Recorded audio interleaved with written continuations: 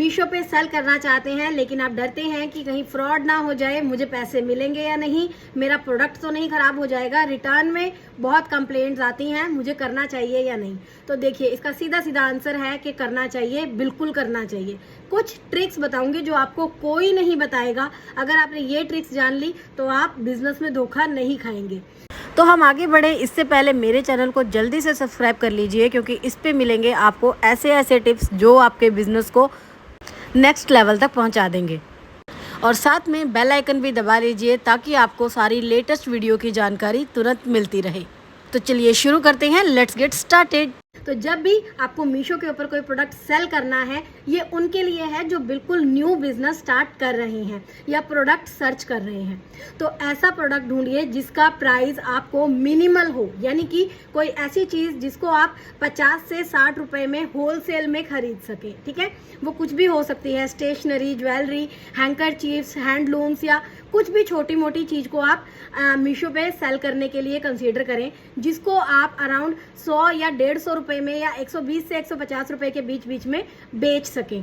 ऐसा करने से क्या होता है ना कि अगर आपको रिटर्न मिलते हैं, यूजुअली तो आपको रिटर्न ठीक मिलते हैं, अगर आपको रिटर्न ठीक नहीं मिलते हैं तो आपका ये माइंड सेट हो जाएगा कि मुझे ज़्यादा लॉस नहीं हुआ है, रादर देन जो ऑर्डर आ रहे हैं मुझे उससे प्रॉफिट ज़्यादा हुआ है।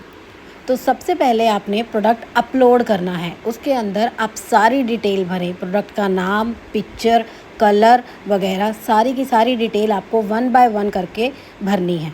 अब आती है सबसे ज़्यादा इम्पॉर्टेंट बात, मीशो के प्राइस की। यहाँ पे मैंने इस प्रोडक्ट का प्राइस 150 रुपीज़ रखा है। रॉन्ग और डिफेक्टिव प्राइस भी आप अपनी मर्ज़ी से सेट कर सकते हैं। MRP भी आप अपने आइडिया से रख सकते हैं। देखिए, GST चूज़ करना बहुत इंपॉर्टेंट है। राइट कैटेगरी चेक करके GST भरिए। HSN कोड का ऑप्शन भी आपको नीचे ही दिया हुआ लिंक है ना, वहाँ पे मिल जाएगा। देखिए, अब सबसे इम्पॉर्टेंट चीज़ है ये बैंक सेटलमेंट अमाउंट।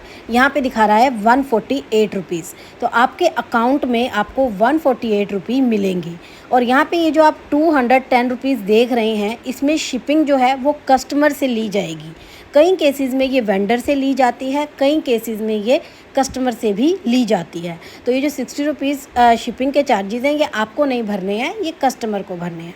अब है उससे भी ज़्यादा इम्पॉर्टेंट चीज़, इन्वेंट्री। इसको बहुत ध्यान से भरना होता है।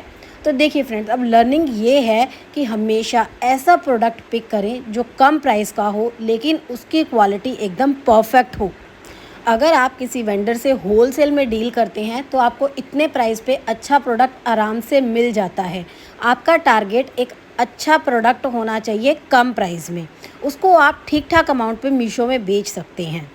आप चाहें तो मार्जिन थोड़ा कम करके प्राइस कम कर दें, लेकिन प्रोडक्ट की क्वालिटी बेस्ट रखें, इस बात का ध्यान रखें।